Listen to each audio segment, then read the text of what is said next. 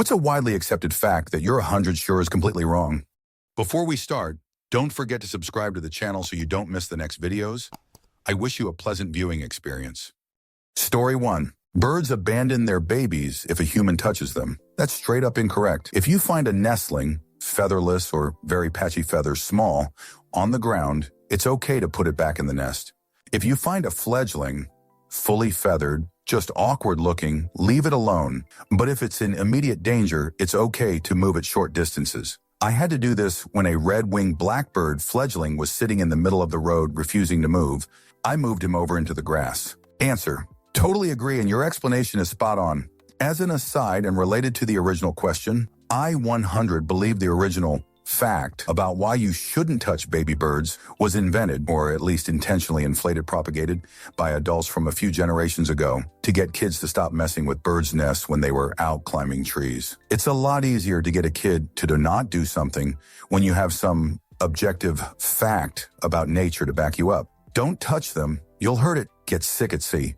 Would have been a much weaker argument. With the combination of iPads, helicopter parenting, and a general decline in outside fun being more the norm for kids these days, I don't think there are nearly as many instances of them climbing trees, so the likelihood of kids messing with birds' nests has probably also been reduced. Just as my take, though. Story 2. Goldfish have a 3-second memory. Just not true, and no reason it would be. Studies have shown they can form memories and retrieve them at least weeks later. Story 3. That humans swallow lots of spiders in their sleep. I don't think there's any evidence for this, and I don't think spiders would crawl in and get swallowed. They'd avoid a hot, vibrating surface in an incredibly humid environment like inside our mouths. Answer: people would be shocked if they knew half the things they ingest through the course of their lives. Not sure about spiders, but lots of foods contain insects. Sometimes it's unavoidable. The FDA allows certain levels of insect fragments, whole insects, insect eggs, and larvae in various foods like cornmeal, asparagus, spinach, and peanut butter.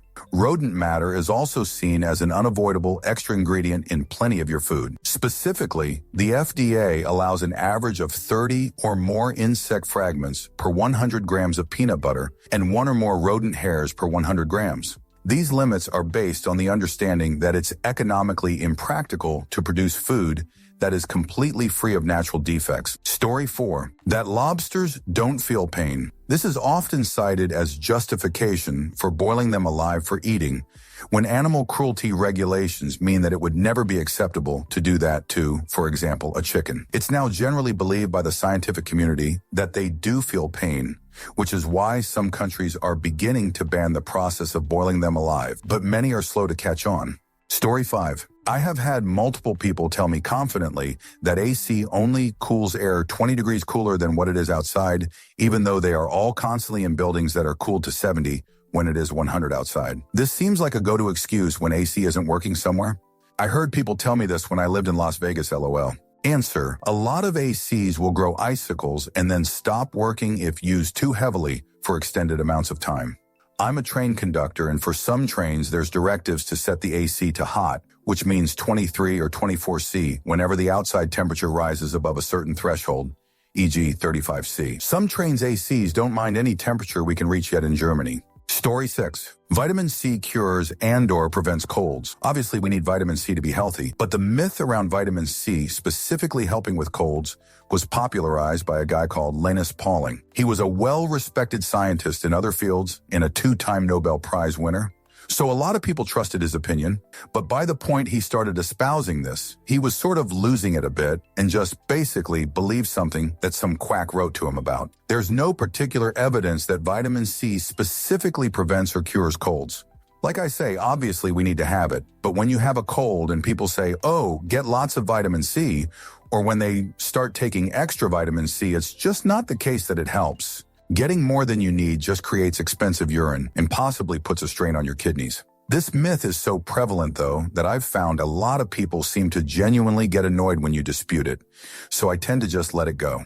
Answer: my favorite Linus Pauling, who was, last I checked, the only person to win 2 solo Nobel Prizes, quote is, when asked how he has so many good ideas, he replied, I have a lot of ideas and I throw out the bad ones. Despite being an absolutely juggernaut in molecular biophysics, basically discovering some fundamental basics of how protein folding works, the only time you'll hear his name mentioned in most high school biology classes is when talking about the structure of DNA. He posited the triple strand model the same time Watson and Crick posited the correct double strand model. Poor guy was definitely a genius, but for anyone to believe he was batting 1,000, they're being intentionally ignorant. Story 7. Corsets are not oppression machines. More people nowadays are realizing that it's a common misconception that historically they were restrictive, painful, or harmful. In reality, most women wore them for everyday comfort and posture support. It is not any more oppressive than a modern bra, though there are still those that argue that both are a product of misogyny.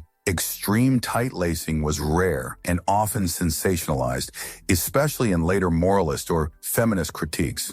For most, corsets were practical garments tailored to their bodies, not suffering machines. Hollywood actresses that have complained about corsets in the past truly just didn't have a good one made for their body, and I've seen some had to wear theirs directly on their skin, while historically there was always something underneath, because they couldn't be washing corsets all the time, so they just replaced their undergarment chemise. Answer: the first time I was laced into a corset, I loved how comfortable I felt. I then wore it all day, including when we went on a roller coaster. And to those who say corsets and bras are products of misogyny, are idiots and/or extremely flat-chested. Any woman who has breasts bigger than an A cup who does more than just sit around at home will know these products were invented to help us be able to do things like walk, run, exercise, and generally live without pain. Plus, the bra, at least, was invented by a woman. I suspect the origins of the corset and its creator are lost to time. Story 8. That we can all work to retire at age 69 and beyond after having worked 50 years in physically demanding jobs. Story 9. Nothing 95 of dog trainers and handlers working with corrections punishments and alpha theory bullshit are just plain wrong and scientifically outdated for decades, but continue to spread outdated crap out of habit, social bubbles, and often just because it subconsciously feels good to dominate weaker beings. Answer: I'd say more like 100. Dogs aren't wolves, and the wolf studies were wrong anyway. Here's a PSA. Dogs have adapted and grown alongside humans for, well, forever, it seems like. They can process human language, are loyal to a fault, and experience complex emotions. Of course, you can beat children into submission as well, but that doesn't mean you should or that it's effective. It's not. Dogs, like children, respond to reward minor punishment, but much more to reward. That doesn't mean hurting your friend when they don't understand carpet is not the same thing as grass and that you're not supposed to piss on it.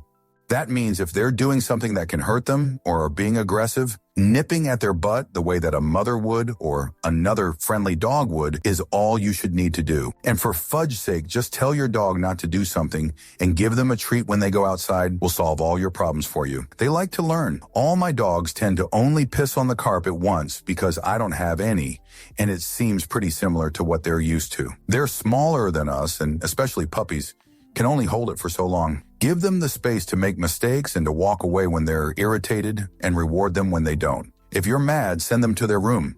Everyone likes their own space sometimes, so if they're comfortable and happy with a crate, they'll just go to bed when you talk too much when they're sleepy. And don't forget, barking is extremely natural for dogs. If your dog barks, it's what they do and what they're meant to do.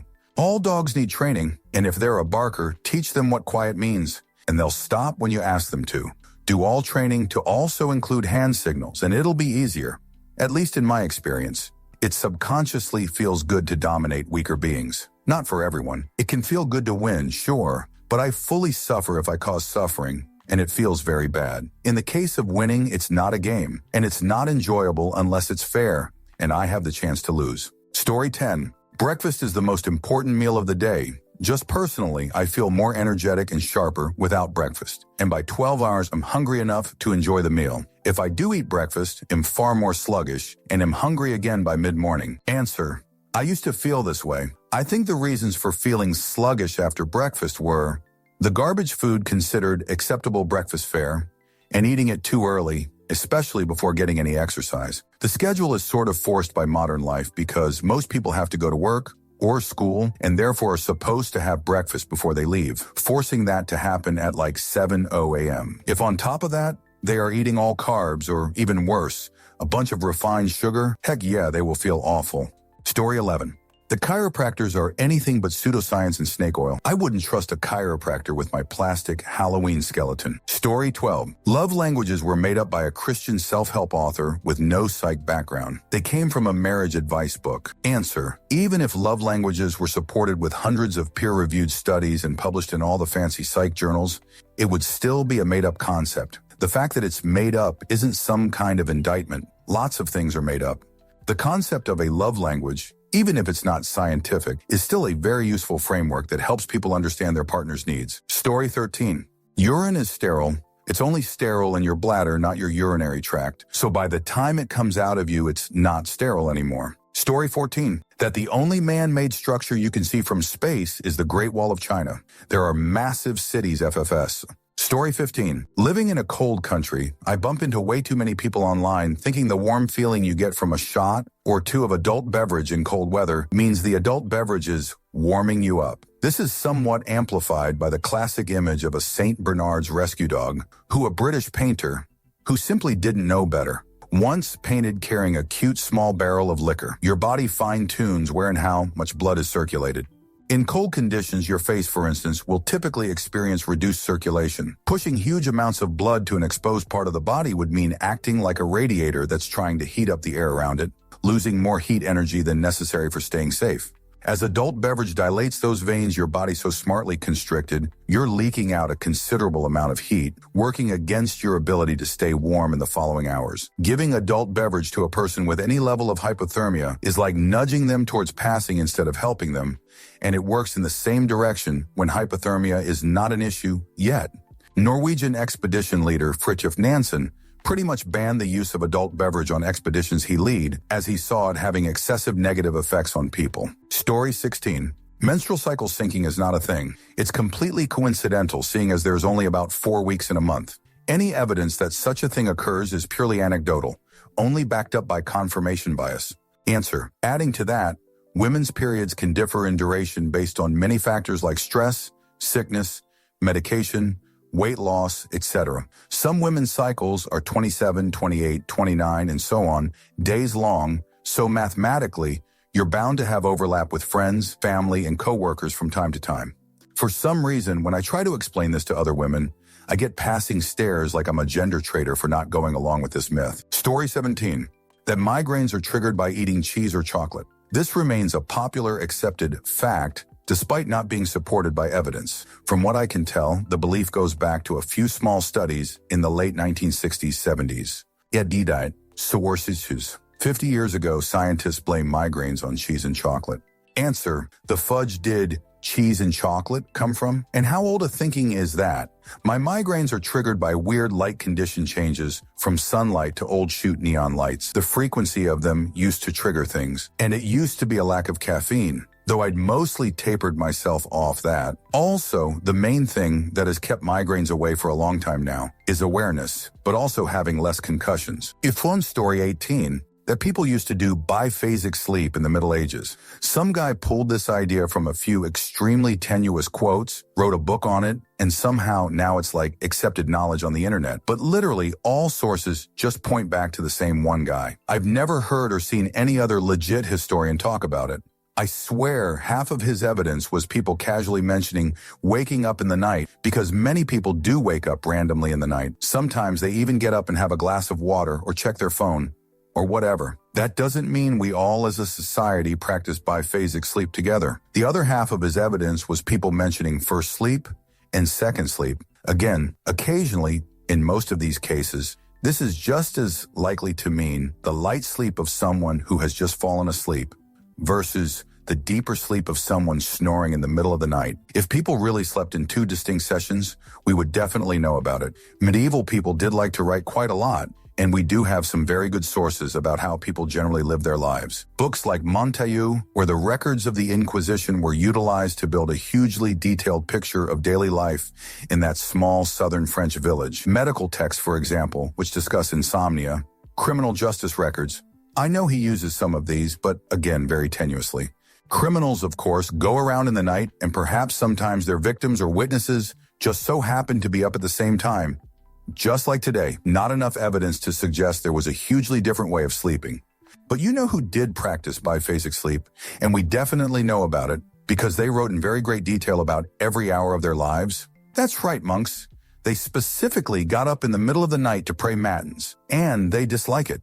Well, okay, perhaps that is a strong word, but it was and is because monks still exist, viewed as a sort of little penance. Practically any monk who mentions it will agree. It's not easy getting woken up at midnight and having to go to church to pray, but they do it for the love of God. Novices are often recorded as being late or falling asleep in the prayer, as the whole thing is new to them. When the monastic rules became lax in some abbeys, guess what was one of the first things to go? That's right, matins. They pushed it right to the end of the night dawn next to lauds so they wouldn't have to get up in the middle of the night. In fact, that's why it came to be known as matins, i.e., the morning, rather than the original name vigils, which comes from the term for being awake in the night. Strange behavior for people who were apparently super used to getting up at 1 a.m. to shimmy around for a bit visiting their neighbors. Answer, good to know. I fell for this theory because it made sense to me. Peasants and laborers work from dawn till dusk, go home to eat dinner, and maybe go to bed early enough that they might wake up in the wee hours, get up to some nighttime activities, and then go back to sleep for a few hours before dawn. Especially in wintertime, darkness falls quite early, and there is not much to do when you don't have anything but candlelight, and candles were an expense. Story 19. The belief that people are putting needles or sharp objects in children's Halloween candy goes back to the Industrial Revolution. In reality, it's very rare. Story 20.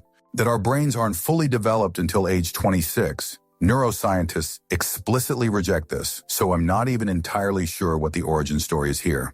Story 21. The Spanish Inquisition was largely a myth. This is a fairly well-accepted fact, but the popular belief that it happened persists. It did exist, but not like the stories. It was the only court that could hold clergy, nobility, and wealthy members of society accountable. When the Spanish started to migrate to parts of Italy, the Italians basically made up the myth as a racist mantra.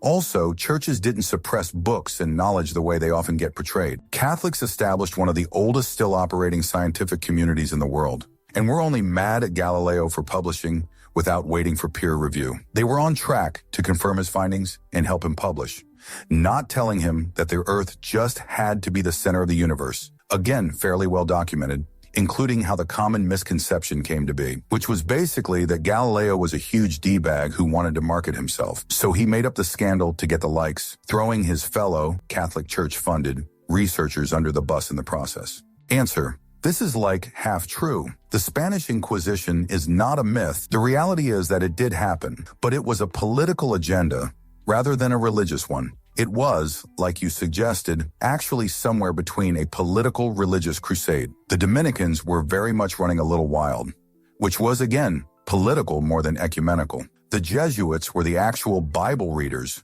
who were both the warriors of Christ and also the actual readers of the Bible. I think a lot of it gets tangled up in the witch trials in the U.S.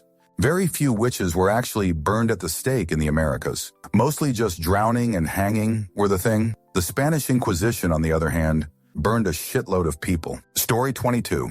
That you need to use the Leidenfrost effect to prevent food from sticking to a pan, especially eggs. The temperature needed to achieve that is really high, and the common explanation YouTube chefs give makes no sense. They said the vapor layer causes the food not to stick, similar to how it makes water droplets float on the pan. But what happens the moment food hits the pan? The pan rapidly cools down and your food sticks. And also, why would you need to use oil at all if the Leidenfrost effect is going to keep your food unstuck the whole time? I think what's happening is that the crust it forms doesn't stick, and that the crust forms quicker on a hotter pan. I saw an egg cooking tutorial where they say you have to heat up a pan until the water beads to fry an egg. Directly afterwards, they give an alternative way to slowly fry an egg on low heat, and it doesn't stick. That was enough proof to me that the Leidenfrost hype is BS in the cooking community. Answer. I had to scroll down way too far to bump into the first cooking-related answer.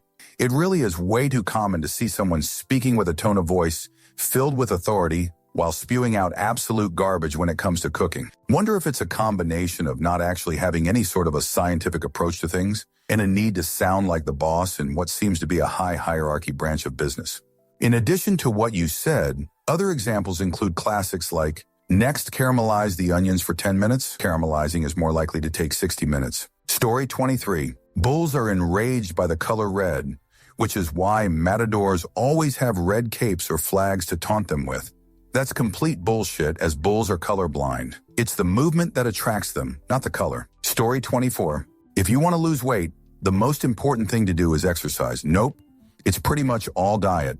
Exercise had a whole bunch of other health benefits, though. Story 25. Myth. Eating turkey makes you sleepy because of the amino acid tryptophan it contains. Chicken contains approximately the same amount. Soybeans and oatmeal have more, which is why folks get sleepy at Thanksgiving. Fact, it's not the tryptophan. It is the crash after eating lots of carb-rich foods and sometimes adult beverage. The body slows down to digest and metabolize all that food that folks overindulge with on Thanksgiving. Story 26. Be very suspicious of any fact that has the number 7 in it. Gum stays in your stomach for 7 years?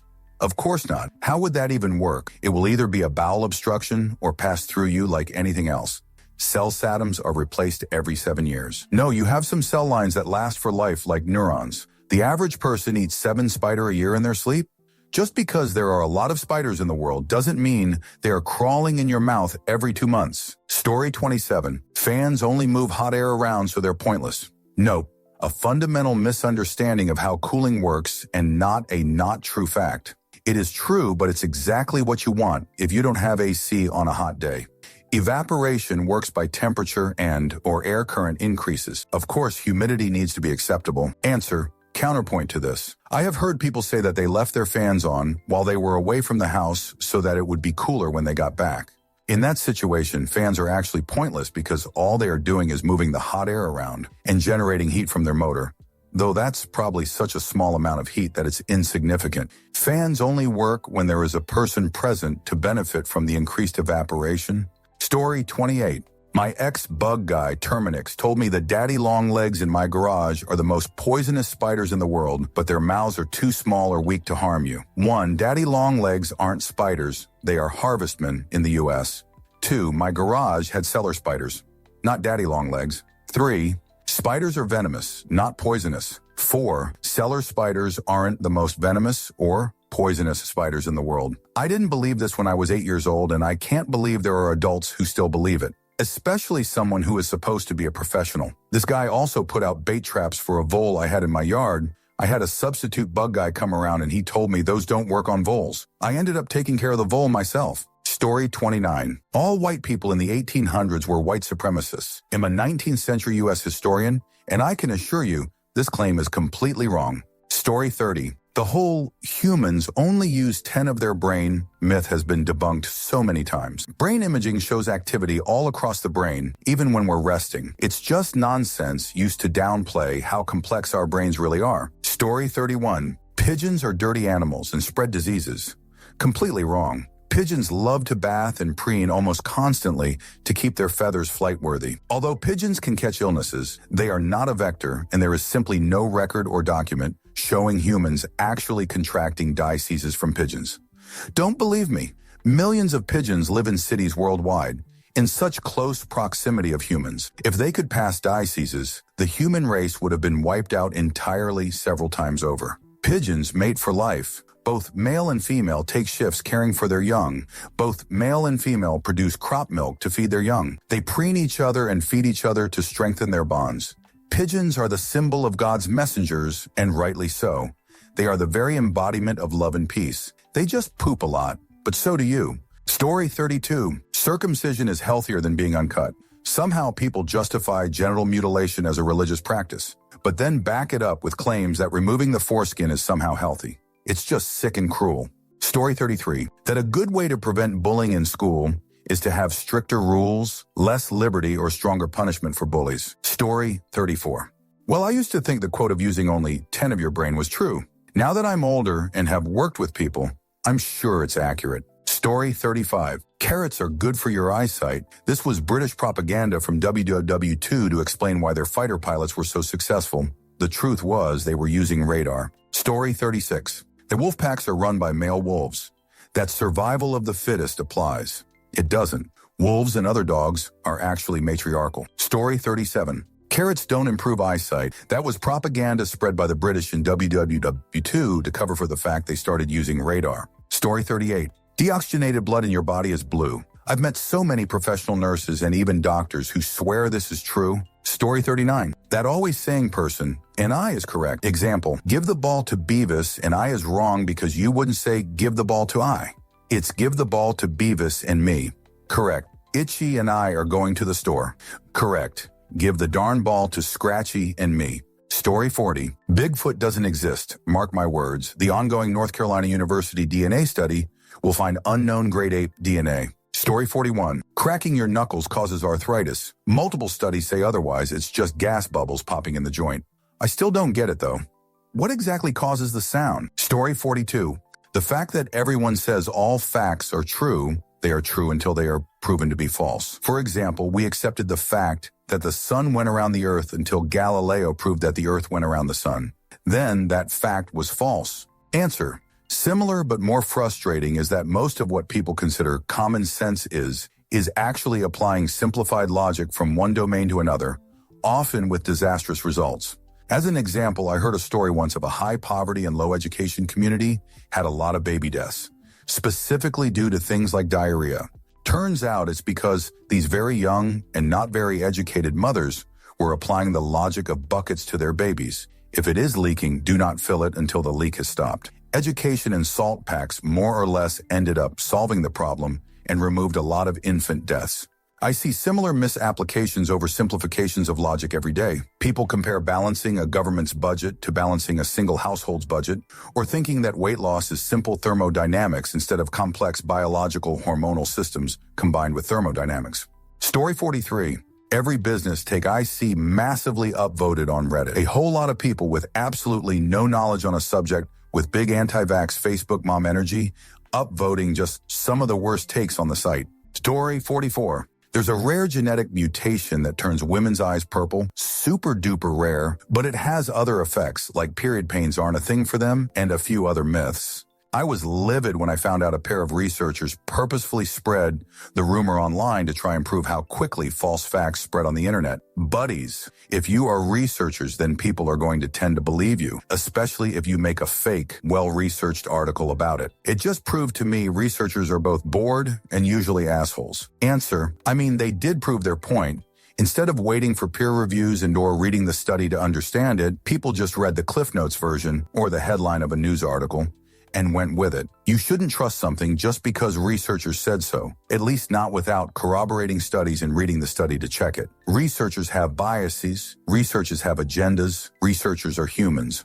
Believing what they say uncritically is how you get modern anti-vaxxers, who all descend from a single study chalk full of lies and minis formation created by a researcher who was paid by a group of lawyers to create that study so they could sue pharmaceutical companies for their dangerous vaccines. Edit. Also, mind you, the media plays a massive role in this. In the search of clicks and engagement, they sensationalize results and clickbait everything. It's how chocolate may reduce risks of preeclampsia became chocolate helps you with your pregnancy. Consume now. This is not new, and scientists have been fighting against it for quite a while. Story 45. That learning styles don't exist. I'm not saying they 100 do, but it just sounds like one of those things that some study's going to uncover at least some evidence for in 10 years. Story 46. The economic concept that deflation is a spiral because of consumers deal-seeking, waiting for prices to drop further before purchasing. Ridiculous idea that gets spit out by most mainstream outlets without a second thought. Story 47. That Alzheimer's disease is a singular disease. Alzheimer's disease is actually at least a few and likely several different disease processes with a similar presentation. Story 48. Learning styles. It's commonly parroted that students have different learning styles, but this has not held up to scrutiny. Instead, everyone learns better when information is presented in multiple ways. Story 49. That emotions are lesser and that humans should learn to transcend the limitations of being too emotional and become perfectly logical or rational beings that's beyond other animals. Emotions aren't irrational. Many animals have them as a mechanism for survival. To lack emotions is to lack the will to live. Survival of the fittest, survival of the strongest. It means survival of the one that can find a niche to best fit in. Story 50. that you benefit from drinking water through the day. Our bodies comes with a thing called thirst. There are exceptions when you need to drink without being thirsty, like medical conditions or being old or if you're running in heat, etc. And you can fill your stomach if you want to lose weight. Other than that, just drink when you're thirsty. Story 51. Common sense being a thing to any meaningful degree, it just doesn't map onto reality or produce reliable results. And to be honest, I feel like people believing in common sense kind of disproves itself because of the world we live in and the amount of division that exists. You don't even have to look far to see oceans of evidence against common sense. Instruction manuals, training being needed for almost everything for laymen, signs needing to be like, everywhere for everything. Like it doesn't survive a conversation with more than one employee of any given company. People disagree and come to different conclusions on basically everything. There is no grand shared subconscious. There are so many variables that go into why someone comes to a conclusion or does a thing. Common sense is a harmful myth that disrupts the learning process and alienates the teacher from the student. It feels like it exists only as an out for the frustration bad teachers experience. I say bad teachers, because any practitioner of pedagogy with more than a day of experience should, just through observation, understand this isn't real. Sorry, I've just seen this bastardization of intuition turn off so many people from learning because it alienates the student and reinforces a fixed mindset, which is antithetical to a good learning process. Answer: I haven't thought about it enough, but I almost feel like the idea of common sense disproves itself by the fact of it not being universal. You could change the definition and look at it as a barometer for an individual's cultural cohesion. But that's just so fundamentally different from how I hear common sense used, it becomes a different thing altogether. Like, take anyone from history, Einstein, one of the smartest people in history. Bring him to modern day. Do you think his common sense would remotely map on to most people's? Probably learn things that haven't changed much, but show him something completely alien to his era but mundane to us. Will there be any meaningful intuition there or readily apparent understanding? Probably not. Story 52. The infamous picture of a man that looks badly burned and is basically suspended from the ceiling is Hisashi Uchi, the radiation victim that was kept alive for 83 days. In reality, it is the cleanup of the body of a burn victim who had recently passed in Galveston, TX. Both the doctors that worked on Uchi and the doctors from Texas claimed the picture was not Uchi. The big giveaway is that a chunk of the body's leg is amputated in the photo. There's no reason to do that for just radiation. Story 53. The mirror test being used to determine what animals are sentient. Just applying some basic common sense reveals why it's a poorly designed metric. Humans are unquestionably self-aware. But if an alien species descended on Earth and forced us to prove sentience based on whether we could identify our own scent among a mixture of scents, we'd fail too, because scent is not our primary sense. Sight is. Wouldn't it be dumb for an alien race that relies on smell to apply that same expectation to humans? You take a bunch of animals who do not rely on sight as their primary sense, shove a mirror in front of them. Bonus points if they are wild animals who have never encountered a mirror before in their natural habitat. And if they freak out, we go see they don't have any self-awareness. No, you dingbat. Oh, you ma. A tiger in the Fudge Wild has never seen a mirror before and is safer assuming it is seeing a rival tiger and reacting accordingly than it is assuming it's seeing itself for the first time. What leap of logic do you use to arrive at the conclusion that the common house cat is self-aware, but a tiger isn't? I felt very vindicated when someone tested a sniff test on dogs. Only about half of dogs passed the mirror test, another transparently dumb notion we were asked to believe. But when someone designed a sniff test, one that caters to the primary sense of canines, dogs all reliably pass it. When tracking, dogs will pay attention to new scents but skip over their own, indicating that they recognize their self and don't need to explore it farther. When you see how much of this research on topics like animal pain and sentience are poorly structured and then used to justify all sorts of horrible practices like animal testing, cooking animals alive, etc., you start to see how many scientists have a real bias towards confirming that animals are dumb, unfeeling, and unemotional, not because it is true, but because it makes their job easier. They'll design some of the most transparently ridiculous tests to arrive at the conclusion they want. For some reason, the poorly designed mirror test caught on with the public, despite having so many flaws. Story 54. That the Great Wall of China is visible from space. It's not. The wall is very long, but it's also narrow and made of materials that blend into the landscape. Astronauts have repeatedly said it's not visible with the naked eye from low Earth orbit. Also, that Napoleon was short. Napoleon was around 5'6" or 5'7", which is average for his time. Confusion came from the difference between French and British measurement systems, and of course, the British propaganda intentionally exaggerated the myth. Story 55. I wholeheartedly thought that everyone knew it was an old wives' tale and was honest to good shook when an adult person told me, "You need to wait 30 minuets after eating to swim after eating, or you'll drown after eating." I shoot you not. A god-dang snack bag of Doritos. I grew up on a lake. We literally ate hot dogs while actively jumping into a lake. We ate burgers in inner tubes. There was always someone in charge of boat snacks. There is no physiological way your body can say, "Ope, it's only been 27 minutes since food has passed down my gullet." TLDR, live life. Eat a whole crock pot of pulled pork immediately before you go swimming. If you drown, it's because you can't fudge swim. Story 56. That the cervix doesn't have pain receptors. This is accepted by fact by the majority of the medical community and is based on super old study. While it's true of some women, they don't need pain meds and don't react. A very large percentage of women absolutely feel pain in their cervix. So many IUDs and biopsies are given without any pain management other than the recommendation to take a Tylenol, and it's awful and downright inhumane. Let me tell you, my cervical biopsy was the single most painful experience of my life, and I've been through a lot. I passed out and barfed all over myself. It hurt so bad. Story 57. That undercover police officers don't commit crimes in the course of their investigations. That may not commit anything heinous, like takedown or violation or something like that, but lower-level crimes like selling substances or burglary? Yep, I think they do, and their handlers just look the other way. Story 58. The employees of your business should be treated as liabilities rather than as assets. The entire business world works this way, at least the publicly traded companies do, and the end result is vulture capitalism, whereby companies are dismantled from the inside and sold off for next quarter's profits. Jobs are shipped overseas or replaced by AI, and the only bottom line that matters is the stock price. But this results in a world where many companies produce nothing at all, can't sell product because their former customers have all lost their jobs, and the entire economy collapses. We're watching it happen in real time right now, but business leaders refuse to admit the obvious truth. It's not sustainable. There's an expression, you can shear a sheep many times, but slaughter it only once. Eventually, the investment class will run out of sheep.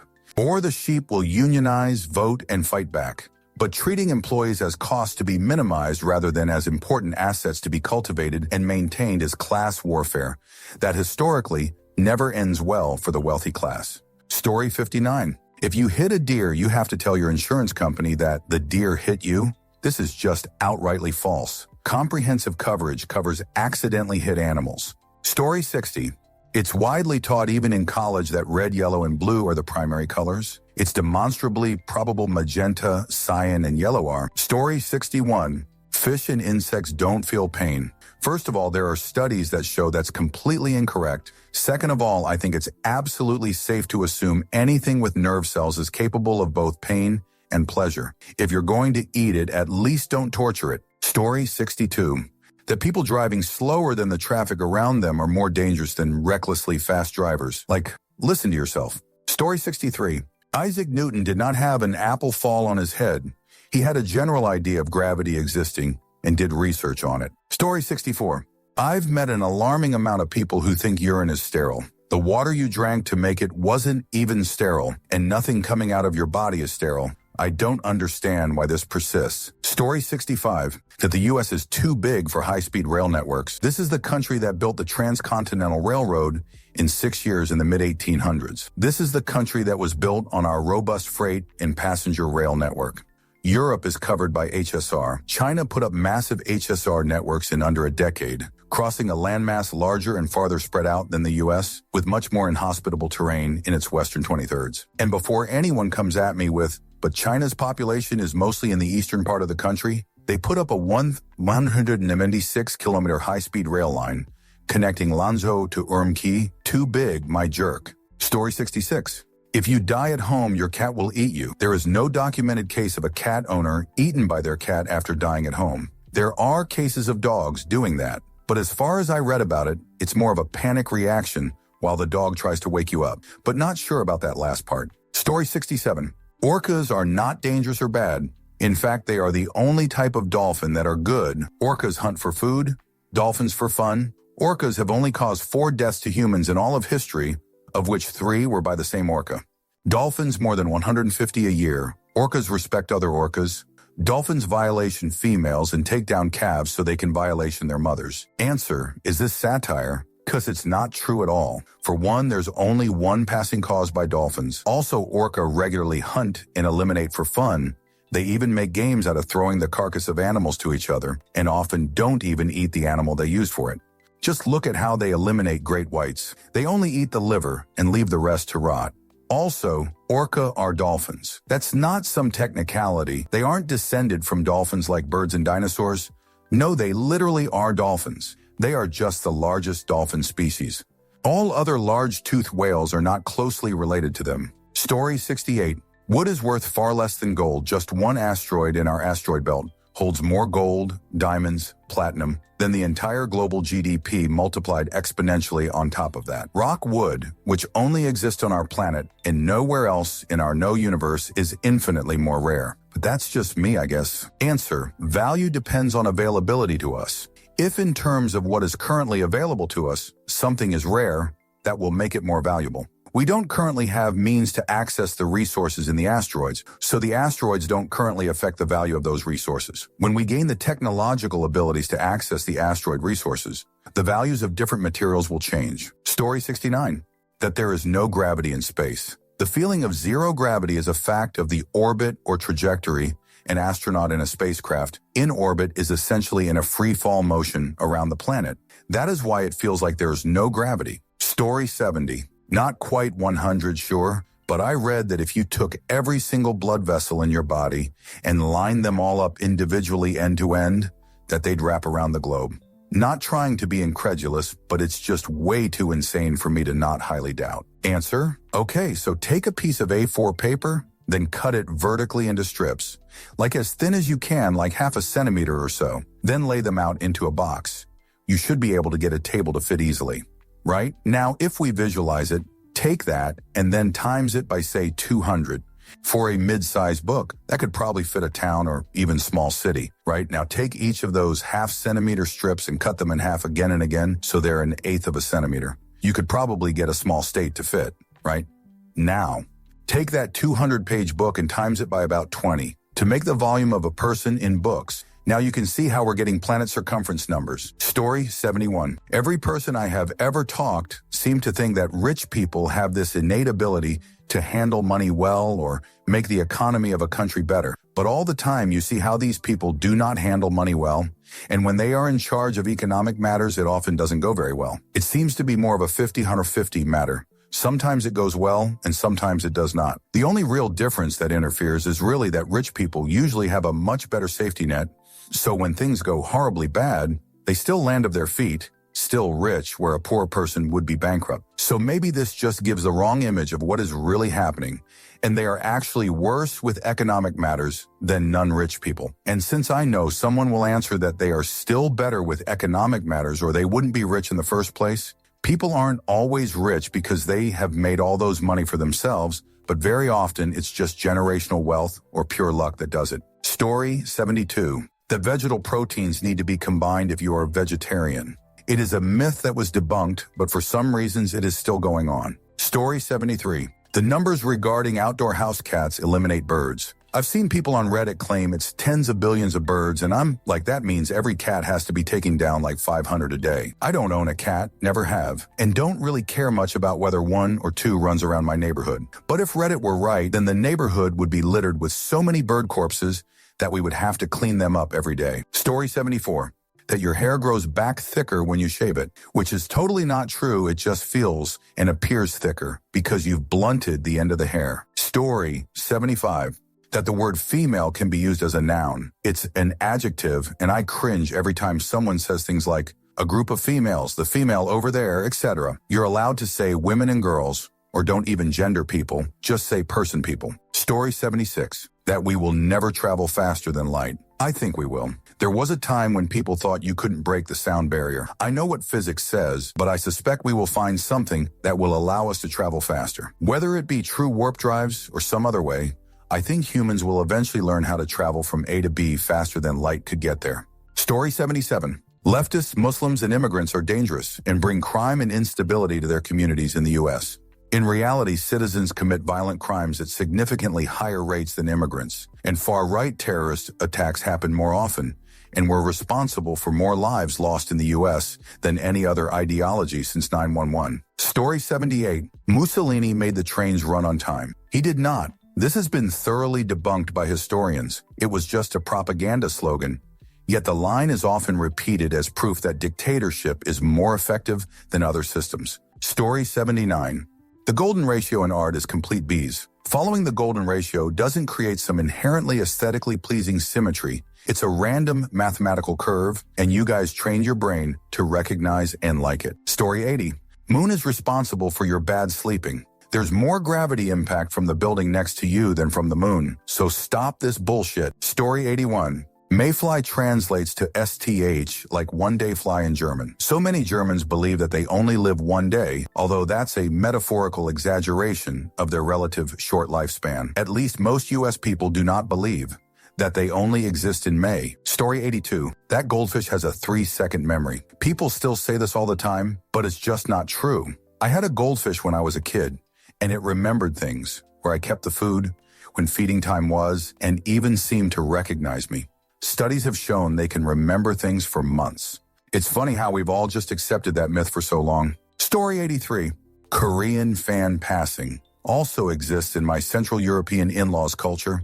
Go to bed with a breeze fan, air conditioning certain passing. Story 84. Fiber only matters for old people. There's like 3 of the top 10 causes of passing in the US that you can reduce risk from just eating vegetables a lot throughout your entire life. Story 85. For some reason in the last 2 decades, people became obsessed with constantly drinking water, and it's completely unnecessary. Most people get all the water they need from the food they're already eating. The 8 glasses of water a day rule is completely made up, but my God, do teenagers love their water bottles. Story 86.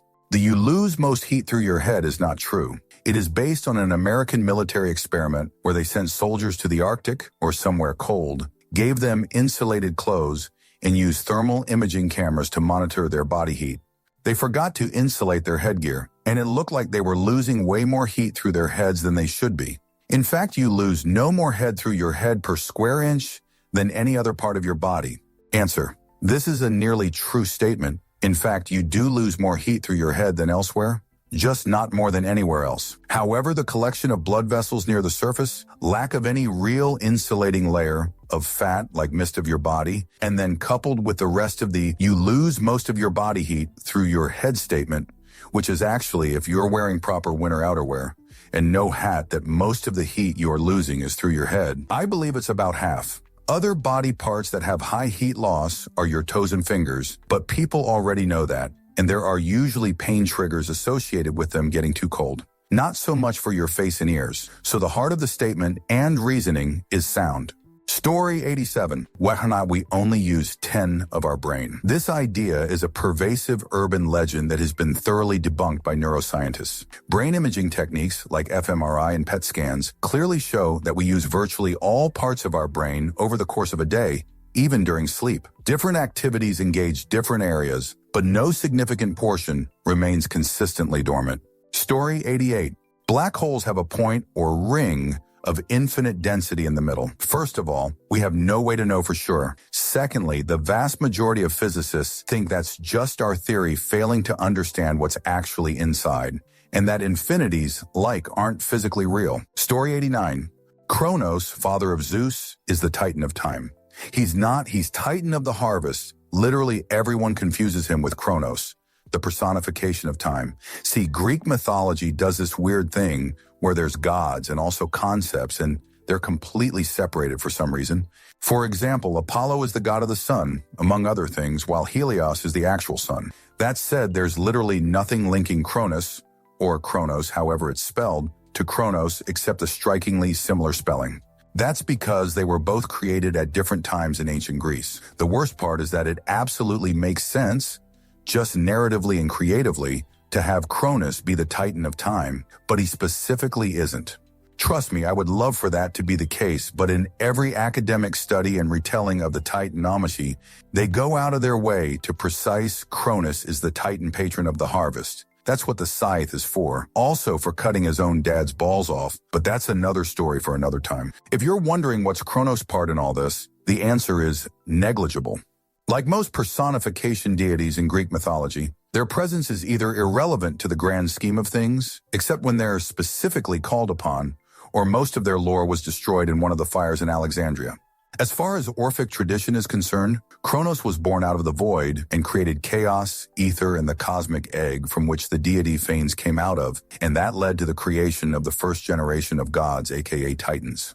There's a direct line to be found from Kronos to Cronus, and I dislike it, and everyone gets it wrong when they shouldn't, but the ancient Greeks clearly didn't give a fudge about cohesive storytelling.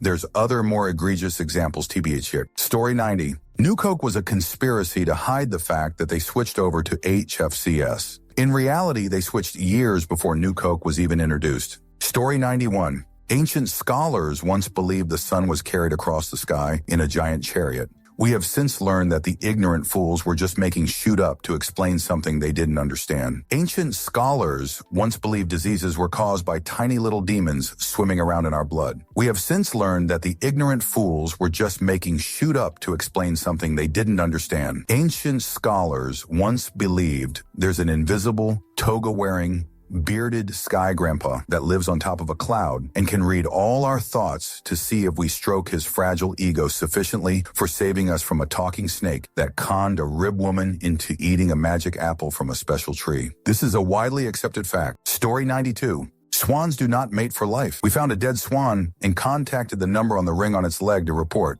The bird people came to collect. They told us the swan had come from a different area about at least 35 miles away. That swans move around more than people think. The final thing we were told was that despite most people believing the old romantic notion that swans mate for life, apparently in reality, they're quite promiscuous, especially the male swans moving around and mating with different females, different years, but also sometimes within the same year. Story 93. Kind of niche, but that ancient Middle Eastern cultures believed there was a dome above our visible atmosphere and an ocean above it, and that is why the sky is blue. It is significantly more likely that the ocean they're talking about are the clouds floating in the sky, and the metal dome is the invisible barrier that holds the clouds up. Mountains are supposed to hold the dome heavens up, and mountains can make contact with the cloud barrier, but the atmosphere clearly extends far beyond them. Story 94. That we should always wear sunscreen. People get offended if I tell them that skin can actually become more capable of handling sun if you gradually accrue the amount of melanin in your skin. Burning your skin is dangerous and leads to DNA damage, but small amounts are most likely healthy. Story 95. Americans use the word fife when talking about old world musical wind instruments, but I'm 2000 convinced it's a misinterpretation of the way the word pipe used to be written. Story 96. Mile 1. Coffee is dehydrating. Data suggests that coffee, consumed in moderation, provides similar hydrating qualities to water. 2. Columbus discovered the Earth was round. Educated people knew for many centuries the Earth was round. 3. Popular personality tests are accurate. Myers-Briggs, Enneagram are hardly useful. Big Five is better, but personality is complex and not fixed. 4. Astrology, Barnum affect anyone? 5. Ability to learn languages is mostly genetic or a special skill. In certain cultures, nearly everyone speaks 2, 3, or more languages, regardless of natural talent. Story 97. I didn't realize being an adult meant deciding what to eat every day for the rest of my life. I thought the menu just kept showing up. Story 98. Cornflakes were invented to prevent self-care. Nope. 2 completely separate stories about the same person that got smashed into one. Why? Because cornflakes were invented to prevent self-care is a lot more interesting than the Kellogg brothers invented cornflakes as a healthy food for their sanitarium patients. And then 30 years later, one of them ran a public health campaign urging people to circumcise their children because he was a devout Seventh-day Adventist and believed circumcision would prevent self-care. Answer: I've never heard that urban legend. There's a kernel of truth to it, Because cornflakes were developed as a plain, bland food in keeping with Kellogg's belief that excessively flavorful, rich or spicy foods excited lust. But that idea didn't originate with Kellogg. That shoot goes back to the Puritans and beyond. But yeah, it's not like cornflakes were specifically marketed as an anti-wanking solution. They were healthy, and part of Kellogg's idea of healthy included blandness and simplicity. And he thought a healthy lifestyle would result in less impure thoughts and therefore less self-care. So it's less of an outright falsehood and more of an oversimplification. Story 99. Sharper kitchen knives are safer than dull ones? Bullshit. I've accidentally cut myself so many times with sharp knives and never with dull. Story 100. That immigration is why the Tories screwed the general public in England for 14 years. And that stopping small boat crossings will make everyone rich happy. Story 101. That a defibrillator restarts the heart. It does the opposite, stops it. Then they heart stats again all by itself if it can. Story 102. That the Big Bang is the truth. It's unproven but widely accepted. There are multiple theories out there about the start of the universe, and we will never really know. Story 103. The Wicker Man's sacrifices. It's more likely that was Caesar talking shoot on the Gauls. They did do some sacrifices, but most of them were dead beforehand. Likely dead Roman soldiers. Story 104. The Great Wall of China is visible from space. First of all, what the fudge do you mean with space? Like outside the atmosphere, in that beautiful void called the thermosphere, or simply just out of the troposphere? Either way, you're going to find out that the Great Wall of China is great only because of its length, since for width, it's as big as a fudge standard house. Story 105. The idea of a born genius, or that some people are born generally more intelligent than others altogether. Story 106. People used to say that if you pulled into a residential driveway while being pulled over, the cops couldn't do anything. Even if it were true, it's not like a cop wouldn't hassle you anyway. It's the same with them needing permission to search your car. I've had my car searched without permission multiple times. Cops break rules, and unless it goes viral, nobody who can do anything about it usually cares. Story 107. You can't let somebody sleep if they have a concussion. It's such a stupid belief, and a 5-second search would disprove it, yet it keeps showing up in media. I don't get it. Story 108. Oh God, I'm almost too scared to read these comments. I sense they're going to be brimming with conspiracy theorists and their alternate reality LOL. But here goes anyway. Story 109. Golden doodles, or any doodle, are hypoallergenic is just wrong. Poodles have hair instead of fur that sheds, which can lessen allergies in people allergic specifically to dog dander. However, if you mix a poodle with another breed, they don't magically acquire all the good traits of both breeds. It's a mix. They may or may not have the traits of either parents, good or bad. Mixing two mixed breeds does not guarantee traits either. It just creates even more variation. Story 110. Ostriches don't put their head in the sand. They hide it in their plumage. Lemmings don't eliminate themselves. That was a lie in a documentary that literally had a crew who hurled them off a cliff to their passing. Story 111. Water is not wet, but it certainly feels wet due to its adhesion when it comes into contact with our skin. It's just sloshy molecules that are bonded together far weaker than its solid state. Story 112. 9 in 9 out of 10 doctors, dentists, vets at sea. All of these are misleading, and most people blindly believe them. It applies to an entire type of something, not a specific brand. For example, fluoride toothpaste in general, not just Colgate specifically. The generic brand is just as effective. Answer: the way they get that 910 number is they'll ask, say, 200 doctors, dentists, vets, whatever. Of them, at least 20 or so will pick their brand. So then they take 9 of these brand recommendations and number 142 who recommended another brand. They now have 910 recommend theirs. And it's legally not false advertising. Why not 1010? Because nobody would ever believe 100 of people agree on something. Story 113. That we have a chemical imbalance of the brain which is used to justify mass prescription of meds. It's never been proven ever. It's something psychiatrists admit isn't real, only ever a theory, and yet is taught as though it is a fact. I remember being taught it in high school.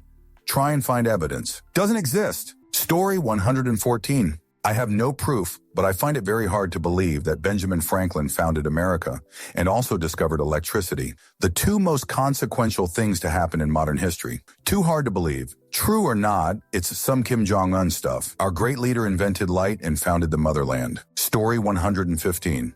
Stretching doesn't prevent muscle strain. The idea doesn't even make sense. Why would intentionally straining muscles prevent muscle strain? That's like believing that slowly driving a car into a wall will make it crash-proof. Story 116. You only dream of faces you've seen before. Your brain can't make up new faces. I can imagine a new face, so I'm pretty sure I can dream a new face. I've dreamt of monstrous creatures with their faces melting away. I've dreamt of my own face changing.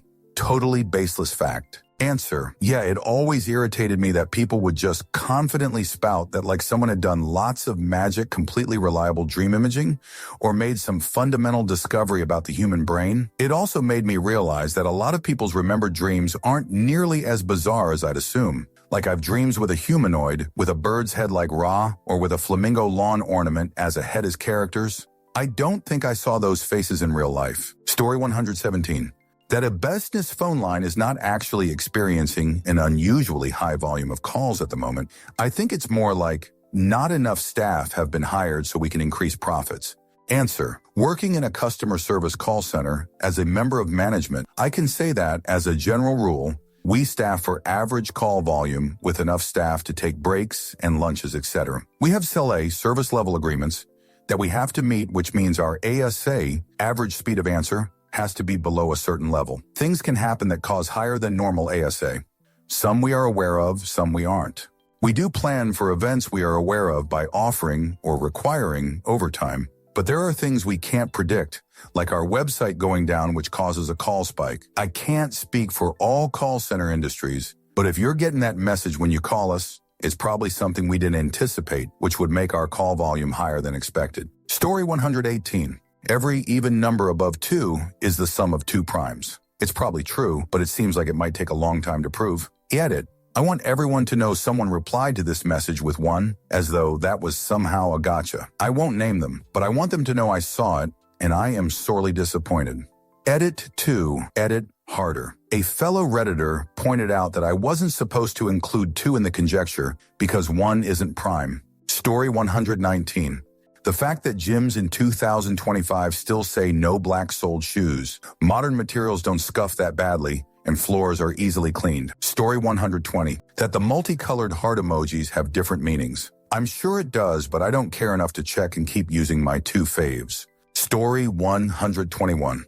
The whole breakfast is the most important meal of the day mantra. I mean, who decided this? Was it actually nutritionists, or was it cereal companies trying to sell more cornflakes? Because honestly, it sounds exactly like something a marketing department would come up with. I've never felt like I needed a huge breakfast to function, but I've been guilted into thinking I'm doing something wrong my whole life. Answer: I thought it was just a humorous, poetic saying. Like it's the most important meal of the day because if you don't have breakfast, then you literally can't have lunch or dinner. Skipping breakfast and then eating lunch isn't really a thing. You just broke your fast at lunchtime. Lunch was breakfast. Because breakfast means to break your fast. If you never break your fast, that's just a starvation. Historically, prior to the Industrial Revolution, a true breakfast, as we think of it today, was eaten after a few hours of work in the morning. You'd maybe have a small slice of bread soaked in milk when you first woke up if you felt hungry. Then you'd do 3 hours of hauling water and mucking out stalls and fetching firewood for the range. Then you'd be able to heat some water and fry some eggs and have a proper meal. You'd call that meal dinner, even if it was only atom when you ate it, but the food you ate to break fast was a snack by comparison. Cereal companies definitely had a role to play in selling the idea that you have to eat breakfast before starting your day.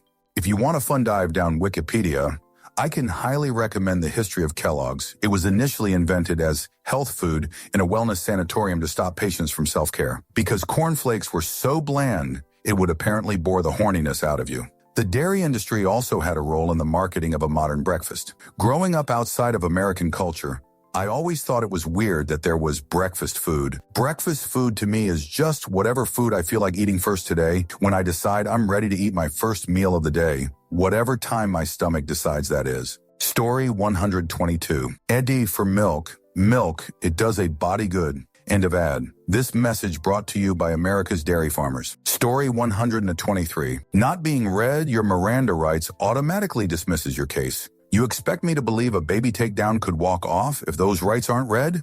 I find that hard to believe. Answer. I was an MP for a few years. They want you to read those rights to a person, But it does not have to be at the moment the cuffs go on. As long as their rights are read to them prior to any questions being asked, it is covered. But also the case stands even if the rights aren't read to someone.